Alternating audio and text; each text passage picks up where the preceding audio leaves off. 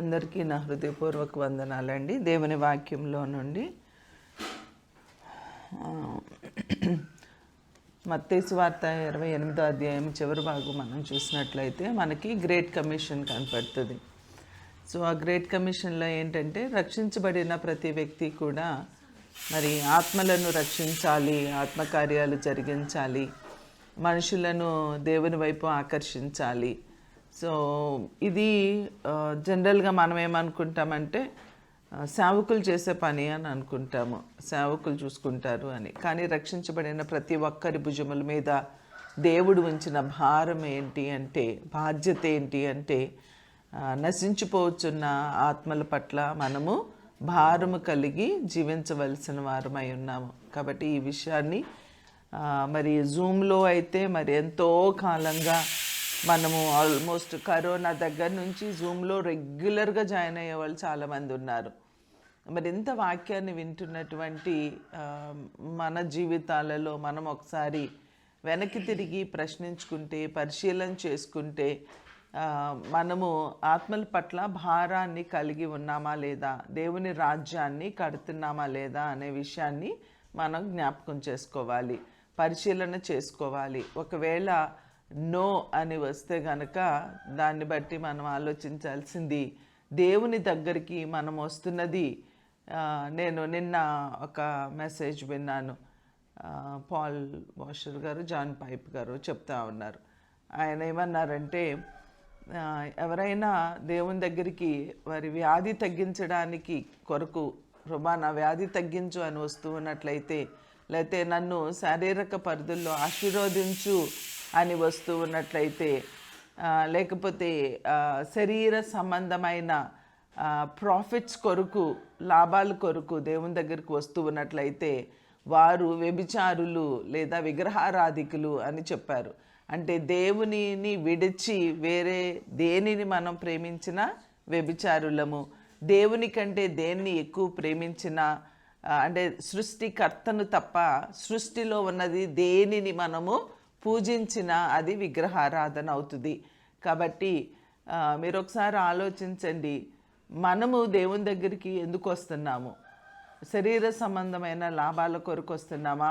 లేదు, నశించిపోతున్న ఆత్మల పట్ల భారము కలిగిన వారుగా, అలాంటి వారిని వెదికి రక్షించడానికి ప్రభు ఈ లోకానికి వచ్చారు.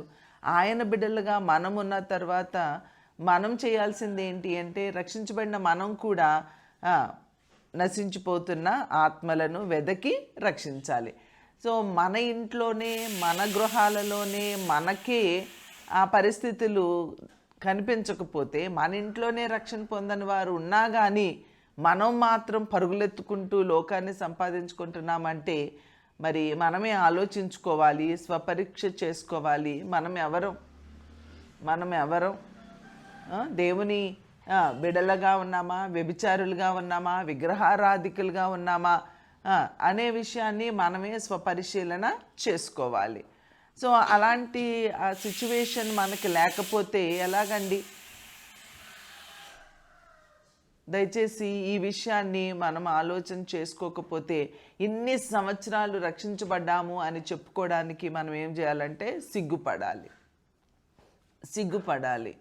రక్షించబడి దేవుని యొక్క రాజ్యభారము లేని వారుగా మనం ఉన్నందుకు మనం చాలా తలదించుకోవలసినటువంటి పరిస్థితులు మనకి ఎదురవుతాయి. మరి రాకడ సమయంలో ఎత్తబడే గుంపులో ఉంటామో లేదో మనకి తెలియదు. ఆ తీర్పు దినాన్న మరి మనము ఎటు వెళ్తామో మనకే తెలియదు. ప్రభా అని పిలిచిన వారు అందరూ పరలోక రాజ్యానికి వెళ్ళారా అంటే మనకు తెలుసు, వెళ్ళలేదు అని మనకి తెలుసు కదా. మీరు ప్రభా అని పిలిచారు, నా నామాన్ని మీరు పెట్టుకున్నారు, కానీ నా నామాన్ని పెట్టుకున్నటువంటి మీరు నా కొరకు బ్రతకలేదు, లోకాన్ని సంపాదించుకోవడం కొరకు బ్రతికారు. కాబట్టి మీరెవరో, నీ నామమున దెయ్యాలు వదలకొట్టాం. అది ఎందుకు, దెయ్యాలు ఎందుకు వదలకొట్టావు? అమ్మో ఈయన ఎంత దెయ్యాలు వదలకొడతారు, ఈయన చాలా భక్తిపరుడు, రండి ఈయన దగ్గరికి వెళ్దాము అని ఒక పేరుని సంపాదించుకున్నావు. కానీ నీవు దెయ్యాలు వదలగొట్టడంలో నా నామాన్ని నీవు మహిమపరచలేదు. దేవుని నామాన్ని మహిమపరచకుండా నేను ఏ ఆత్మీయ కార్యాలు చేసినా, ఏ బోధలు చేసినా, ఏ పాట పాడినా, ఏ దాన ధర్మాలు చేసినా, ఎంత ఖర్చైనా కానీ అవన్నీ దేనిలోకి వస్తాయి నరకానికి తీసుకువెళ్ళడానికి లిస్ట్లో ఉంటాయి అవన్నీ. ప్రభువు నిన్ను నువ్వెవరివో నాకు తెలియదు అనే లిస్ట్లో మనం ఉంటాము. గొప్ప చెప్పుకోవడానికో, మనుషులు మనల్ని పొగడడానికో, నేను ఎలా అని మన గురించి మనము గ్రేట్గా చెప్పుకోవడానికి, లేదా ఇతరులు మన గురించి గొప్పగా చెప్పుకోవడానికి మనము బ్రతకకూడదండి. దేవుని యొక్క నామాన్ని మనము మహిమపరిచేలాగా, ఆత్మల సంపాదకులుగా మనం ఉండాలి. ఆ యొక్క ఆమె పేరేంటి, వంశావళిలో ఉన్న మొన్న సండే చెప్పాను, రాహాబు వేశ్య. ఆ రాహాబు వేశ్య ఏం చేసింది? వేసిగా ఉండి వేగులు వారు వచ్చినప్పుడు ఆ నోట వింది. ఏమని వింది? వీరు దేవుడు గొప్ప దేవుడు, ఇశ్రాయేలీల ప్రజల దేవుడు గొప్ప దేవుడు, వాళ్ళకి దేవుడు వాగ్దానం చేశాడు, మా భూమిని వాళ్ళకి ఇస్తానని వాగ్దానం చేశాడు అని దేవుని గురించి విని తను విశ్వాసం ఉంచుకొని ఆ వేగులు వారిని దేవుడు ఆమె దగ్గరికి పంపించినప్పుడు ఆమె వారిని ప్రొటెక్ట్ చేసి దేవుని సంకల్పములో దేవుని యొక్క మాటకు విధేయత చూపించడాన్ని బట్టి ఆమె నీతిమంతురాలుగా ఎంచబడింది. తన యొక్క విశ్వాసం, తనకి కొంత టైం ఇచ్చారు. మేము మరలా వస్తాము, ఈ పట్టణాన్ని పట్టుకునే టైం ఉంటుంది, ఆ టైంలో మరి నేను మిమ్మల్ని ప్రొటెక్ట్ చేశాను కదా, నాకేమి ఇస్తారయ్యా మీరు, నాకేమి హెల్ప్ చేస్తారు అన్నప్పుడు తొగరదారాన్ని కట్టు, నీ యొక్క కిటికీకి అది కనబడుతూ ఉంటే అప్పుడు దాన్ని బట్టి ఆ టైంలో నీవు ఎవరెవరిని నీ గృహంలోనికి చేర్చుకుంటావో వారందరూ కూడా రక్షించబడతారు అని చెప్పి ఆమెకు ఒక టైం పీరియడ్ ఇచ్చారు. పీరియడ్ ఇచ్చేటప్పటికి తనేం చేసిందో తెలుసా? తను వెళ్ళుంటుంది కదా, తను వెళ్ళి తన బంధువుల దగ్గరికి వెళ్ళుంటుంది. ఇలా వేగులు వారు వచ్చారు, నా ఇంటికి వచ్చారు, నేను వాళ్ళని ప్రొటెక్ట్ చేశాను, వాళ్ళు నాకు ఒక మాట చెప్పారు, ఏంటి అంటే నన్ను రక్షిస్తానన్నారు. ఆ టైంలో నా ఇంట్లో ఎవరుంటే వాళ్ళందరినీ రక్షిస్తానన్నారు. కాబట్టి రండి, ఆ టైంకి నేను పిలుస్తాను, మీరందరూ నా దగ్గరికి రండి, నా ఇంట్లో ఉండండి, నా ఇంట్లో చేరండి, నాతో ఉండండి అని ఒక్కొక్కరిని తన ఇంట్లోకి వాళ్ళు ఎప్పుడు వస్తారో చెప్పొస్తారా? చెప్పి యుద్ధానికి వస్తారా? చెప్పి పట్టుకోవడానికి వస్తారా? రారు కదా. ఆ టయానికి ఒక్కొక్కరిని తన యొక్క కుటుంబస్తులందరినీ ఆ ఇంట్లో తను ఏం చేసింది? చేర్చుకోగలిగింది. ఈ దినాల్లో రక్షించబడ్డామని చెప్పుకుంటున్నటువంటి మనము మన కుటుంబస్తులు మన గృహంలో చేర్చుకుంటున్నామా? రక్షణ ఓడలో చేర్చుకుంటున్నామా? నోవహు చెప్పాడు ఓడలోకి రండి. కొన్ని సంవత్సరాలు చెప్పాడు. సంవత్సరాలు చెప్తే ఎవ్వరూ రాలేదు తన కుటుంబస్తులు తప్ప. ఇక్కడ ఈమె కూడా ఏం చేసిందంటే తన కుటుంబస్తులు అందరికీ చెప్పుకుంది. మేబీ దూరపు బంధువులకు చెప్పుకుందాం, ఇంకెవరెవరికి చెప్పుకుందో మనకు తెలియదు. కానీ ఆమె మాట విని ఆ గృహంలోనికి ఎవరైతే వచ్చారో వారందరూ రక్షించబడ్డారా లేదా కదా? మనకి ఎంతమంది చేర్చబడ్డారో అక్కడ లెక్కలేదు. నోవహు ఓడలో అయితే ఎంతమంది చేర్చబడ్డారో మనకి లెక్క ఉంది, కానీ ఇక్కడైతే మనకి ఎంతమంది చేర్చబడ్డారో లెక్కలేదు. కానీ ఆ గృహములో చేర్చబడిన ప్రతి ఒక్కరూ రక్షించబడ్డారు. నీ గృహంలో ఎంతమంది చేర్చబడుతూ ఉన్నారు? ఒక పూట భోజనం పెట్టాలంటే నీకెంత కష్టమైపోతుందో. అరే, నీ వారే కదా, నీ బంధువులే కదా, నీ అత్తమ్మే కదా, నీ మామయ్యే కదా, మీ వదినే కదా, మీ అక్కే కదా, మీ అక్క కూతురే కదా, ఇంకెవరో కదా, తీసుకురా, నీ గృహంలో చేర్చు, సువార్త చెప్పు, దేవుని వాక్యాన్ని నేర్పించు, మంచి దేవుని మార్గాన్ని వారికి రుచి చూపించు, రక్షణ బాటలో వారిని నడిపించు. నీ ఎఫర్ట్ ఏమైనా ఉందా? నీ ప్రయాస ఏమైనా ఉందా? నువ్వేమైనా ఆ యొక్క ప్రయాసపడుతూ ఉన్నావా? ఆ వ్యక్తుల కొరకు ప్రార్థిస్తూ ఉన్నావా? ఖర్చు అవుతూ ఉన్నావా? అరే, రక్త సంబంధము ఆ ఫీలింగ్ కూడా లేకుండా బ్రతుకుతుంటే ఇంకా రక్త సంబంధులకి స్థలం ఇవ్వలేని హృదయం అయితే నీది, రక్త సంబంధులు కాని వారికి, సంఘస్థులకు, లేదా అనాథలకు, పేదలకు, ఇంకా ఎవరికో ఎలా స్థలం ఇవ్వగలుగుతావు? ఎలా స్థలం ఇవ్వగలుగుతావు? దయచేసి ఆలోచన చేయండి. ఎవరూ కూడా అలక్ష్యంగా ఉండకూడదు. రక్షించబడిన ఎవరూ అలక్ష్యంగా ఉండకూడదు. నీ గృహము రక్షించబడిన వారితో ఏమైపోవాలి? నింపబడిపోవాలి. ఏమి తిందుమా, ఏమి తాగుదుమా, ఏమి ధరిద్దామా, ఇక ఇదే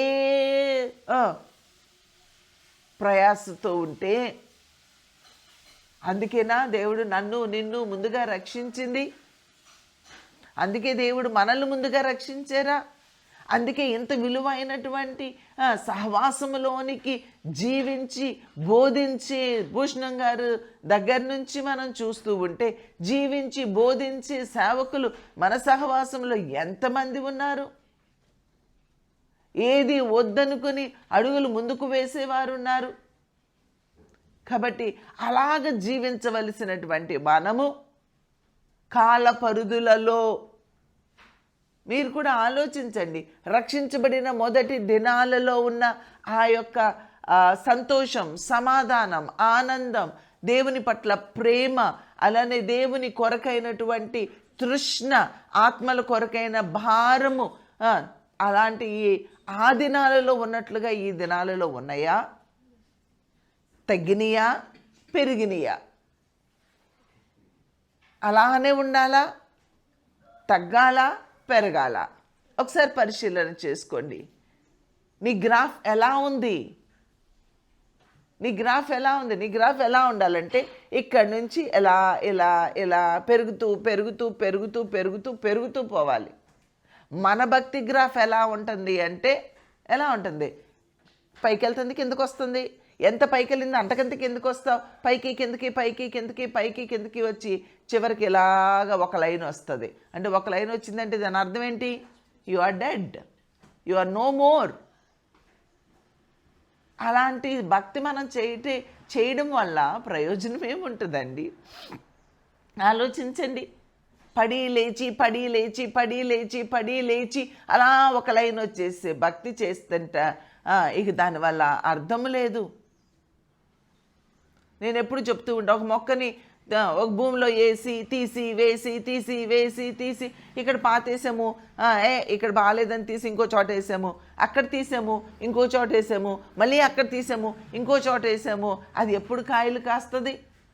అది ఎప్పుడు ఎదుగుదల ఉంటుంది? భక్తి చేసే మన హృదయం ఎలా ఉంటుందో తెలుసా? అసలు ప్రతిదానికి ట్రయల్ అండ్ ఎర్రర్ మెథడ్ని ఉపయోగిస్తాం. ఇలా చేస్తే నాకు లాభం వస్తుందేమో, ఇలా చేస్తే నాకు పేరు వస్తుందేమో, ఇలా చేస్తే నాకు నేను ఇలా ఉంటానేమో, నేను ఇలా చేస్తే ఆశీర్వదించబడతానేమో, నేను ఇక్కడికి వెళ్తే ఇక్కడికి వెళ్ళా, ఇక్కడ ఏమవలా, ఇక్కడికి వెళ్తా, ఇక్కడికి వెళ్ళా, ఇక్కడ ఏమవలా, ఇక్కడికి వెళ్తా, ఇక్కడికి వెళ్ళా, ఏమవలా, అక్కడికి వెళ్తా. నీకు ఎప్పటికీ ఏది అవదండి. రూట్ అయ్యే ఛాన్స్ ఇవ్వట్లా. నువ్వు వేరు పారే స్థితిలోనికి వెళ్ళకముందే పెకిలిస్తూ ఉండే స్థితిలో నువ్వు ఉన్నావు. నీ ఆత్మీయత ఆ వేర్లు తన్నుకునే వరకు నువ్వు ఎదగలేకపోతూ ఉన్నావు. ప్రతి దానిలో లోపం వెతుకుతూ ఉంటే, ప్రతి వ్యక్తిలో లోపం వెతుకుతావు, ప్రతి సేవకుల్లో లోపం వెతుకుతావు, ప్రతి సంఘంలో లోపం వెతుకుతావు, ప్రతి సహవాసంలో లోపం వెతుకుతావు. లోపాలు లేని వారి భూలోకంలో, ప్రపంచంలో ఎవరైనా ఎక్కడైనా ఉంటారా? Is it possible? బైబిల్ ప్రకారం ఇది పాసిబులా? పాసిబుల్ కాదు కదా. అరే, నీ ఇంట్లోనే నీకే సమాధానం ఉండదు, సంతోషం ఉండదు, సరైన పరిస్థితులు ఉండవు. 2-3గా ఉన్న కుటుంబంలోనే 4 రకాలైనటువంటి బాటల్లో వెళ్తూ ఉంటే, అలాంటిది మరి సంఘాలు సహవాసాలలో రకరకాలైనటువంటి మనుషులు వస్తూ ఉంటారు. ఎంత గలిబిలి! పైగా అపవాది ఎలా ఉంటాడంటే గర్జించు సింహము వలె ఎక్కడ ఎవరిని మృంగుదామా, ఏ సంఘాన్ని పాడు చేద్దామా, ఏ సహవాసాన్ని పాడు చేద్దామా, ఎవరిలో దూరదామా, ఏ నెగిటివ్ని చూపించి ఇక్కడ మనుషులు వెళ్లకుండా ఆపేసేద్దామా అని చెప్పి రకరకాలుగా అక్కడ అపవాది చర్యలు జరుగుతూ ఉంటాయి. ఇవన్నీ మనకు తెలిసిందే. But still why do you point out? నువ్వెందుకు ఇతరులను చూసి నీ భక్తిలో వేరు పారని స్థితిలో నువ్వు ఉంటున్నావు? ఇతరులను చూచి నువ్వు స్థిరపడలేని స్థితిలో ఎందుకు ఉంటున్నావు? ఇతరులను చూచి నువ్వు చెదిరిపోయే స్థితిలోను అటు ఇటు పరుగులెత్తే స్థితిలో ఎందుకు ఉంటున్నావు? మన ఆత్మీయత గురించి మనము స్ట్రాంగ్గా ఉండాలి. మనం ఎక్కడ ఉన్నా దేవుని వైపు మనం చూడగలిగితే, ఎక్కడ ఉన్నా దేవుని వాక్యము గ్రంథము, పరిశుద్ధ గ్రంథం మనకుంది, ఆ పరిశుద్ధ గ్రంథాన్ని చదవగలిగితే, మనం ఎక్కడ ఉన్నా ఆ యొక్క ఆత్మీయతతో ముడివేసుకోగలిగినట్లయితే ఏం చేస్తాడో ప్రభు తెలుసా? ఎంత ఉన్నతమైన ఆత్మీయ స్థితికి మనల్ని లేవనెత్తుతాడు. It's a personal relationship with Christ అండి. దేవునితో మనకి పర్సనల్ రిలేషన్షిప్ ఉండాలి. ఆయనతో మనకు అనుబంధం ఉండాలి. ఆయనతో ముడివేసుకోవాలి, ఆయనతో పెనవేసుకోవాలి, ఆయనలో ఐక్యమైపోవాలి, ఆయనలో పాతుకుపోవాలి. అప్పుడు ఆటోమేటిక్గా నీ ఆత్మీయత ఏమవుతుంది అంటే ఎదుగుతూ ఉంటావు. 100 మంది నీకు 1000 మంది 10,000 మంది నేను పట్టుకొని వెనక లాగాలని ప్రయత్నించిన, 100 నెగిటివ్స్ చెప్పిన, 10,000 నెగిటివ్స్ చెప్పిన, you will be so strong. ఎందుకో తెలుసా? నువ్వు ఎవరిలో నాటుకున్నావు, పాతుకున్నావు, వేర్లు తన్నావు? క్రీస్తునందు. క్రీస్తునందు వేర్లు తన్నిన నీ ద్వారా దేవుడు ఏం చేస్తాడు? అద్భుత కార్యాలు చేస్తాడు. కానీ నువ్వేం చేస్తున్నావు తెలుసా? ఎవరు బలహీనులో వాళ్ళ వైపు చూసి ఆ బలహీనత గురించి మాట్లాడి, ఆ బలహీనత వల్ల ఎక్కడా స్థిరపడకుండా చంచలమైన మనసు కలిగిన వ్యక్తిగా నువ్వు తిరుగుతూ ఉన్నావు. దేవుడు ఒక అతన్ని శపిస్తాడు. ఏమని శపిస్తాడు? ఒక చోట ఉండే ఛాన్స్ లేదు. ఎవరికి? హేబేలు వాళ్ళ అన్నండి కయ్యూను, దేశ దిమ్మరి. మనమేమన్నా దేశ దిమ్మరులమా? కయ్యూనులో ప్రవేశించిన ఆత్మ నీలో ప్రవేశిస్తే, కయ్యూనులో ప్రవేశించింది ఏంటి? అసూయ. కయ్యూనులో ప్రవేశించింది ద్వేషము. కయ్యూనులో శరీర సంబంధమైన నా అర్పణ కోరలేదు కాబట్టి అర్పణ కోరుకున్న ఆ వ్యక్తిని లోకంలో నుంచి తొలగించేయాలి. అది కయ్యూను యొక్క ఆత్మ. ఎవరిలో కయ్యూను ఆత్మ దూరుతుందో వాళ్ళు ఒక స్థిరమైన విశ్వాసిగా వాళ్ళు ఉండలేరు, ఒక సంఘములో ఉండలేరు, ఒక సహవాసంలో ఉండలేదు. తిరిగి తిరిగి తిరిగి దేశ దిమ్మరుల్లాగా తిరుగుతూ ఉంటారు. అలాంటి వారు ఏమైపోతారు? కాబట్టి ఆ గ్రేట్ కమిషన్ని మనం జ్ఞాపకం చేసుకుంటే, మనము చేయవలసిన పనిని మనము మర్చిపోయి దేశ దిమ్మరుల వలె మనం తిరుగుతూ ఉంటే ఎప్పటికీ స్పిరిచువల్ స్టాండర్డ్ అనేది నీకు వస్తుంది. ఫిజికల్గా స్టాండర్డ్గా ఉండాలని వర్కౌట్ చేస్తున్నావు, బాగుంది, okay, do it. We're not saying, we're not against to that. But స్పిరిచువల్గా స్టాండర్డ్ ఎప్పుడు అవుతావు? స్పిరిచువల్గా ఎప్పుడు గ్రో అవుతావు? స్పిరిచువల్గా ఎప్పుడు దేవుని కొరకు నిలవబడతావు? ఎంత దిగజారిన స్థితిలో మనం బ్రతుకుతూ ఉన్నామో. పడిపోతున్నాం, లెగుస్తున్నాం, పడిపోతున్నాం, లెగుస్తున్నాం. అరే తప్పు చేస్తావు, ప్రభా క్షమించవా అంటావు. మళ్ళీ నీ అంత పశ్చాత్తపడేవాళ్ళు ఎవరుండ్రో. అంత పశ్చాత్తపడతావు, అందరు కాళ్ళు పట్టుకుంటావు, అందరినీ క్షమాపణ అడుగుతావు. అసలు అడిగినంతసేపు, పశ్చాత్తపడినంతసేపు స్టాండర్డ్గా ఉండలేవు. మరలా నెగిటివే మాట్లాడతావు. వాక్యం విన్నప్పుడల్లా నీ గుండె కరిగిపోతుంది. మళ్ళీ వాక్యం నుంచి దూరం అయిపోగానే, మందిరంలో నుండి దూరం అయిపోగానే, దేవుని బిడ్డల దగ్గర నుంచి దూరం అయిపోగానే మరలా నీ హృదయము కఠినమైపోతుంది. కఠిన స్థితికి చేరిపోతూ ఉన్నావు. ఇలాంటి స్వభావము కలిగిన ఆత్మీయత ఉంది అనుకుంటున్న మనలో కయ్యూను ఆత్మ ఉంది అని ఒకసారి ఆలోచన చేయండి. రాహాబు వేశ్య, మనకలాగా ఎన్నో వాక్యాలు వినలేదు కానీ ఆమె ఎలాగ తన హృదయములో దేవునికి చోటిచ్చుకుంది, అనేకులకి తన గృహంలో చోటిచ్చి వారందరినీ రక్షించగలిగిందో. ఒక వేసిగా ఉంది. అయ్యో నేను వేసిన కాదండి, నేను చిన్నప్పటి నుంచి చాలా పరిశుద్ధంగా నేను నా శరీరాన్ని కాపాడుకున్నానండి, దేవుణ్ణి ప్రేమించిన వ్యక్తిగా ఉన్నానండి. ఇట్స్ గుడ్, మంచిది. కానీ ఆ వేసి చేసిన భక్తి నువ్వు చేయలేకపోతున్నావే. అప్పుడు ఆ వేసి పరలోకానికి వెళ్తుందా, నువ్వు పరలోకానికి వెళ్తావా? ఏ పాపం చేయలేదని చెప్పుకుంటున్నా నువ్వు పరలోకానికి వెళ్తావా? ఆ రాహాబు వేసి పరలోకానికి వెళ్తుందా? నువ్వు ఏ తప్పు చేయలేదు అని చెప్పి దేవుని కార్యాలకు ఉపయోగపడని నిరుపయోగమైన వ్యక్తిగా నీవు ఉంటే దానివల్ల వాట్ ఈస్ ద యూజ్? ఏమీ ఫలితం ఉండదు, ఏమీ ఫలితం ఉండదు. కాబట్టి ఒకసారి ఆలోచించండి. ఎంతో వాక్యాన్ని వింటున్నాము, కానీ జీవించవలసిన విధానములో మనం జీవించలేకపోతూ ఉన్నాము అనే విషయాన్ని మనం అవగాహన చేసుకోవాలి. ప్రార్థించండి, ప్రభు పాదాలు పట్టుకొనండి, జీవించండి, జీవించడం నేర్చుకోనండి. ఇందాక మా పిల్లలు రాత్రి పాటలు పాడుతూ ఉన్నారు. అందరు కూర్చొని చింతలక్క పిల్లలు కూర్చొని పాట వాళ్ళే రాశారు, చక్కగా పాడుతున్నారు. ఒకళ్ళు కీబోర్డ్ పట్టుకున్నారు, ఒకళ్ళు గిటార్ పట్టుకున్నారు, ఒకళ్ళేమో ఏదో డ్రమ్స్ పట్టుకున్నారు, మొత్తం కూర్చొని పాట పాడుతున్నారు. అసలు వీళ్ళకి థాట్ ఎట్లా వచ్చిందబ్బా అనుకున్నా నేను. ఏం పాడుతున్నారు? ఉదయాన్నే లెగిస్తే కళల్లో ఉంటావు, ఇంకేంట్రా నిజాన్ని ఎప్పుడు జీవిస్తావు? ఈ కళల ప్రపంచంలోనే భక్తి చేస్తున్నావా, నిజాన్ని జీవిస్తావా? ఉదయం లేసేవంటే డ్రీమ్స్, డే డ్రీమర్స్ అన్నమాట. నేను ఎలా ఉండాలి, అలా ఉండాలి, అలా భక్తి చేయాలి, ఇలా భక్తి చేయాలి, అలా పెరగాలి, ఇలా పెరగాలి. ఇక ఈ డ్రీమ్స్ ఇక కూర్చొని ఏం చేస్తూ ఉంటావు? ఆలోచిస్తూనే ఉంటావు. ఇక నిజం ఎప్పుడు జీవిస్తావురా బాబు అని పాడుకుంటున్నారు వాళ్ళు. ఓ బ్రదరు, ఓ సిస్టరు, ఏదో మొత్తానికి పాడుతూ ఉన్నారు. ఫన్నీగా పాడుతున్నారు, చాలా చక్కగా పాడుతున్నారు. అప్పుడు దానిలో ఉన్న మీనింగు చాలా డీప్గా అనిపించింది. నిజమే ఎప్పుడు జీవిస్తారు ఈ క్రైస్తవులు? చిన్నపిల్లలు కదా వాళ్ళు.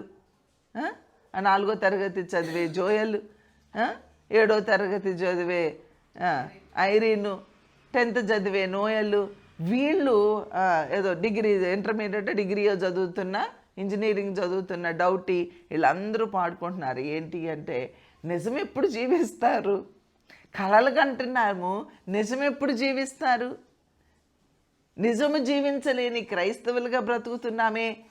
అరే అంత చిన్న పిల్లలకి అది దాదాపు ఆ పాట ఇంకేదో రాశారు. మొత్తానికి ఆ చిన్నోడు అందించాడంట మాటలన్నీ.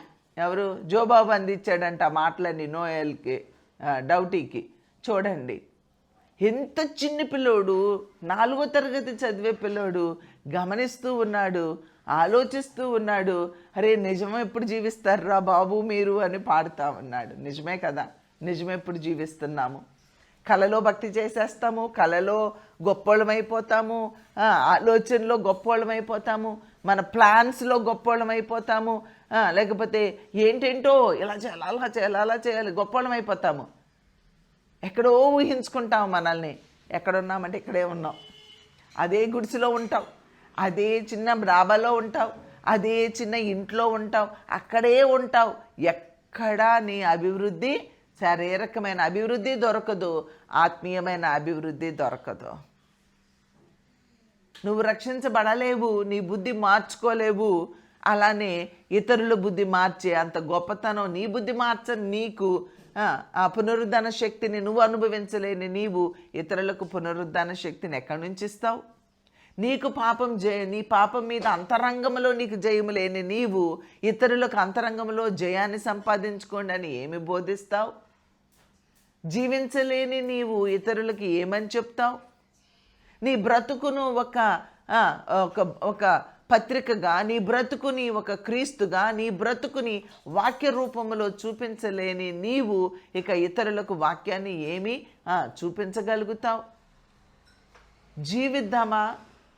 జీవిద్దామా కళల్లో మిగిలిపోదామా? జీవిద్దామా బోధల వరకు ఆపేద్దామా? ఆలోచిద్దాము. జీవించకుండా మోటివేట్ చేస్తే ప్రయోజనం ఏముంది? జీవించకుండా వాక్యం చెప్తే ప్రయోజనం ఏముంది? జీవించకుండా కలలు కంటూ కూర్చుంటే ప్రయోజనం ఏముంది? నువ్వు కలలు కంటూ మానేయి, కానీ ఒక్క అడుగు ముందుకెయ్యి. అవసరమైతే బోధించడం మానేయి, ఒక్క అడుగు ముందుకు వేయి. నీ అడుగు ముందుకు వేయడాన్ని ఎవరైతే చూస్తారో, నీవు బోధించకపోయినా అడుగు ముందుకు వేసిన వారందరూ నీతో పాటు అడుగు ముందుకు వేస్తారు. నువ్వు అక్కడే ఉండి బోధించు, నేను ఇక్కడే ఉండి బోధిస్తే మీరు అక్కడే ఉండి వినండి. నేను ఒక అడుగు ముందుకేను, మీరు ఒక అడుగు ముందుకేరు. ఎవరో ప్రయోజనాలు ఉంటాయా? నేను ఒక అడుగు ముందుకేస్తాను, నన్ను చూసిన వారు నాతో పాటు ఒక అడుగు ముందుకు వేయండి. ఆలోచిద్దాం. క్వాలిటీ భక్తి చేయాలండి, క్వాలిటీ ప్రార్థన చేయాలి, క్వాలిటీ బోధ చేయాలి, క్వాలిటీ జీవితాన్ని జీవించాలి. గిద్యోనును మనం చూస్తే క్వాలిటీ క్వాంటిటీ అనగా నాకు గిద్యోను గుర్తొస్తారు. గిద్యోనుని జ్ఞాపకం చేసుకుంటే 2000 మందికి ఎక్కువగా విల్లింగ్నెస్తో దేవుని యుద్ధాని కోసం వస్తారు కదా. అంతమంది గబగబా వస్తారు, మేమొస్తాం అని చెప్పేసేసి యుద్ధానికి అందరూ మేము ముందుకు వస్తామని ముందుకు వచ్చేసారు. ముందుకు వస్తే అప్పుడు అందరూ అంటే ముందుకు వచ్చారు అంటే ఒక్కొక్కసారి ఏదన్నా మనకి సహవాసంలో కానీ సంఘాల్లో కానీ ఏమన్నా పనులు ఉన్నాయి, లేకపోతే ఏదన్నా దేవుని కొరికి కార్యం చేయాలి అన్నప్పుడు కొంతమంది అసలు ముందుకే రారు. కానీ కొంతమంది మాత్రము చాలా అడుగులు ముందుకేసేస్తూ ఉంటారు. అడుగులు ముందుకు వేసి విల్లింగ్ హార్ట్ ముందుకు వచ్చేస్తారు. విల్లింగ్ హార్ట్ ముందుకు వచ్చిన తర్వాత మనం అనుకుంటాం, పాస్టర్లు కానీ లేకపోతే లీడర్స్ కానీ లేకపోతే మనం ఏ ప్రాజెక్టు మొదలు పెట్టామో దానికోసం ముందుకు వచ్చిన వాళ్ళని మన అబ్బాయిలు భలే వచ్చారే అని. అట్లనే ఈ గిద్యోను కాలింగ్ ఇచ్చినప్పుడు చాలామంది వచ్చారు, మేమొస్తాం అందరూ పొలోమంట వచ్చేసారండి. వచ్చేస్తే అప్పుడు ప్రభు అన్నారు, ఇంతమంది వద్దయ్యా అని చెప్పి దానిలో మళ్ళీ షఫిల్ చేస్తారు. షఫిల్ చేస్తే చివరికి 2000 మంది మిగులుతారు. ఆ 2000 మంది మిగిలిన తర్వాత వీళ్ళు కూడా వద్దు. అదేంటి ప్రభు, ఇష్టంగా వచ్చారు కదా వీళ్ళందరూ, బలవంతంగా మేము తీసుకురాలేదు కదా, ఇష్టంగా వచ్చారు కదా, ఇష్టంగా వచ్చిన వాళ్ళని కూడా ఎందుకు పంపిస్తావు వెనక్కి? లేదు మీకు తెలీదు, బయటికి వాళ్ళకి ఇష్టంగా వచ్చారు కానీ లోపల వాళ్ళకి ఏమీ లేదు, విశ్వాసము లేదు. విల్లింగ్ హార్ట్ ఉంది కానీ ఫెయిత్ లేదు. విల్లింగ్ హార్ట్ ఉన్న వాళ్ళు చాలామంది ఉన్నారు కానీ ఫెయిత్ కలిగిన వాళ్ళు చాలా అరుదుగా ఉంటారు. విశ్వాసపు వీరులుగా ఉండేవాళ్ళు చాలా తక్కువ మంది ఉంటారు. నువ్వు ఆశతో వస్తున్నావు, ఆసక్తితో వస్తున్నావు, హృదయం అంతటితో వస్తున్నావు, కానీ దీని వెనకాల ఏం మిస్ అవుతుంది? ఫెయిత్ మిస్ అవుతుంది. అలాంటి వారందరినీ వెనక్కి పంపించేసి చివరికి 2000 మందిలో విశ్వాస వీరు ఫ్యాన్ అయినాడు. 2000 మందిలో విశ్వాస వీరులు ఎంతమంది ఉన్నారు? 300 మంది మాత్రమే ఉన్నారు. 300 మంది మాత్రమే ఉన్నారు. ఈ 300 మందితో అక్కడి యుద్ధానికి వెళ్ళారు. ఎలాంటి యుద్ధం అది? విశ్వాసంతో కూడిన యుద్ధం. అసలు ఆ ప్రాకారాలు ఎలా ఉంటాయండి? దాని మీద ఇంకొక పెద్ద ఇల్లు కట్టుకోవచ్చు, అంత పెద్ద గోడలు ఉంటాయి. అంత పెద్ద గోడలు ఉన్న ఆ ప్రాకారాన్ని ఏ బాంబులేసి వాటిని పేల్చారు? ఏ బాంబులేసి పేల్చారండి అవి పడగొట్టడానికి? అరే వాళ్ళు ఏమీ చేయలే, కొండలు పట్టుకున్నారు, దివిటీలు పట్టుకున్నారు, కేకలు వేశారు, ఏమైపోయింది? అది పగిలిపోయింది, వీళ్ళకి జయం వచ్చింది. అలాంటి విశ్వాస వీరులు మనలో నుండి బయలుదేరాలి. నాకు విల్లింగ్ హార్ట్ ఉందండి, ఇష్టంగా ఇస్తున్నానండి, ఇష్టంగా వస్తున్నానండి, ఇష్టంగా దేవుని పని చేస్తున్నానండి, ఇష్టంగానే అన్నీ చేస్తున్నానండి. ఇష్టంగా చేస్తున్నావు, ఇష్టతతో పాటు నీకు ఆ విల్లింగ్నెస్ ప్లస్ ఫెయిత్ ఉన్నవాళ్ళు మాత్రమే దేవుడు ఎన్నుకుంటాడు. అలాంటి వారితోనే దేవుడు ఆత్మీయ కార్యాలు జరిగిస్తారు. అలాంటి వారు మాత్రమే జీవించగలుగుతారు. అలాంటి వారు మాత్రమే వారి జీవితాన్ని చూసి అనేకులు వారిని ఫాలో అవుతారు, వారి బోధలు విని కాదు. నిన్న మేము ఏదో అనుకుంటా ఉన్నాము, జాక్ పూనన్ గారు వాళ్ళ కొడుకుతో మాట్లాడుతూ, అరే ఒక్క సంవత్సరము నువ్వు సేవ చేసావు, ఒక్క సంవత్సరంలో నీకు 200 మంది ఎట్లా వచ్చారురా? ఒక్క సంవత్సరంలో నీకు 200 మంది ఎక్కడి నుంచి వచ్చారు? నువ్వు వాక్యం బోధిస్తున్నావా లేకపోతే వాళ్ళని పోగేసుకుంటున్నావా? వాళ్ళకి నిజంగా వాక్యం బోధిస్తే, వాక్యంలో ఉన్న విలువలను నువ్వు బోధిస్తే నీకు సంవత్సరంలో 200 మంది రారు. నీ నిజమైన వాక్యము సూటిగా నువ్వు వాక్యం బోధిస్తే, సరైన వాక్యం బోధిస్తే మనుషులు త్వరగా ఆకర్షించబడరు. అసలు నీ జీవితం 200 మంది చూడగలిగారా? నీ జీవితాన్ని చూచి వచ్చిన వాళ్ళు ఉండాలి. అక్కడ పోగేసుకోవడం కాదు. ఆ చర్చికి వెళ్ళే వాళ్ళని మా చర్చి బాగుంటుంది రండి అని పోగేసుకోవడం కాదు. అర్థమవుతుందా? అసలు వాక్యం తెలియని వారు ఉన్నారు. ఎక్కడ విత్తబడని ప్లేసులు ఎన్నో ఉన్నాయి. ఆ చర్చ్ వాళ్ళని పోగేసుకొని నా దగ్గర భక్తి ఉంది అని చెప్పడం గొప్ప కాదు కదా. మన జీవితాలను చూపించి, ప్రాక్టికల్గా జీవించి చూపించి, అది చూసిన వారు నీ వెనకాల పడి, నీలాంటి వారిని నేను చూడలేదయ్యా, నీలాంటి వారిని చూడలేదమ్మా, నీలో ఏదో ప్రత్యేకత ఉంది, అదేంటో నాకు కావాలి అని వచ్చిన వారు ఉన్నారా? మన బోధలు మనుషులని మార్చవు. క్రీస్తు యొక్క ప్రేమ మనలో ఉట్టి పడుతూ ఉంటే, క్రీస్తు యొక్క ప్రేమ మన గిన్నెలో పొంగి పొర్లుతూ ఉంటే, మన తల నూనెతో అంటబడి ఉంటే, మన గిన్నె నిండి పొర్లుతూ ఉంటే, అప్పుడు అది ఇతరులకు పాకుతుంది. అలాంటి బ్రతికేవారం చాలా అరుదుగా కనబడుతూ ఉన్నాము. ఎన్నో విషయాలు ఇప్పుడు ఈ మాట చెప్తూ ఉంటుంటే నాకు నేను బోధించుకున్నట్లుగా అనిపిస్తూ ఉంది. నూనెతో తల అంటబడి ఉండాలి, మన గిన్నె నిండి పొర్లి పారాలి. మన గిన్నె నిండి పొర్లి పారాలి. మన బ్రతుకును ఇతరులకు మనం ఏం చేయాలి? చూపించగలిగి ఉండాలి. అది పొర్లి పారుతూ ఉన్నప్పుడు అది ఇతరులకు రీచ్ అవుతుంది. నీ భక్తి నీ భర్తకే రీచ్ అవ్వట్లా, నీ భక్తి నీ బిడ్డలకే రీచ్ అవ్వట్లా, నీ భక్తి నీ అత్తామామలకే రీచ్ అవ్వట్లా. నీ ఇంటికి రావాలంటే భయపడిపోతున్నారు. అసలు నీలో ప్రేమే కనిపించట్లా. అలాంటప్పుడు ఇంక ఏమి ఇతరులకు వెళ్తుందండి? ఇంటి వారి వరకు సరిపోని నీ గిన్నెలో ఉన్న అభిషేకం ఎక్కడికి ఎవరికి ఇస్తావండి? భక్తి అంటే గారడీ విద్య కాదు కదా.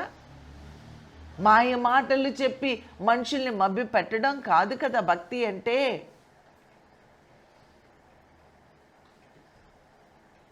గారడీ చేస్తున్నామా? బోధ చేస్తున్నామా? జీవిస్తున్నామా? సాక్ష్యం నిలుపుకుంటున్నామా? ఒకసారి ఆలోచించండి. సమయం అయిపోయింది. అయినప్పటికీ కూడా విన్నదాన్ని బట్టి మనం ఏ స్థితిలో ఉన్నాము, ఎక్కడ ఉన్నాము, ఎలా ఉన్నాము, ఆ గ్రేట్ కమిషన్లో ఉన్న దేవుడు సంకల్పంలో ఉన్న ఆ రక్షణను దేవుడు మనకిస్తే, మనల్ని ఎన్నుకుంటే, మనల్ని ముందుగా రక్షిస్తే, మనమేమో దేవుణ్ణి వదిలిపెట్టి జీవించలేక మాయ మాటలతో భక్తిపరులుగా నటిస్తూ లోపలంతా దోపుతోనూ అజితేంద్రియముతో నింపబడి పైకి భక్తి గల వారి వలె కనిపిస్తూ మోసగాళ్ళలాగా గారడీ విద్య చేసేవాళ్ళలాగా మనం బ్రతికేస్తే దేవుడు దానిని మెచ్చడండి. కాబట్టి ఈ వాక్యం ద్వారా దేవుడు నాతో మీతో సూటిగా మాట్లాడుతూ ఉన్నారు అని నేను అనుకుంటూ ఉన్నాను. ఆయన మన తల అంటి ఉండాలి, మన గిన్నె నిండి పొరలాలి, ప్రేమ ఉబకాలి, ఆత్మీయత ఉబకాలి. అది చీలమండలము నుంచి, మోకాళ్ళ నుంచి, నడుము లోతు నుండి మనము మెడలోతుల వరకు అది పొంగి పొర్లే భక్తి నేనైతే చేయలేకపోతున్నాను అనిపిస్తూ ఉంది స్వపరీక్ష చేసుకుంటూ ఉంటే. ఈ దినము దేవుడు నాతో మాట్లాడుతూ ఉంటే దయచేసి ప్రియ చెల్లి, ప్రియ తమ్ముడు, మనల్ని మనం సరి చేసుకుందామా? అంత్య దినాల్లో ఉన్నాము, అపాయకరమైన దినాల్లో ఉన్నాము. ఇలాంటి బ్రతుకు బ్రతకొద్దు, ఇలాంటి ఆత్మీయతలో మనం ఉండొద్దు. లోతుల్లోనికి వెళ్ళాలి, క్రీస్తు స్వారూప్యంలోనికి మనము రావాలి అనే ఆయన ప్రేమతో, ఆయన గుణలక్షణాలతో మన గిన్నె నిండి పొర్లాలని ప్రభు ఆశపడుతూ ఉండగా అటు మేరకు పశ్చాత్తాపడి దేవునికి సమర్పించుకొని దేవుని కార్యాలు చూసి ఆయన రాజ్యాన్ని కడదాము. ప్రార్థన చేద్దాము.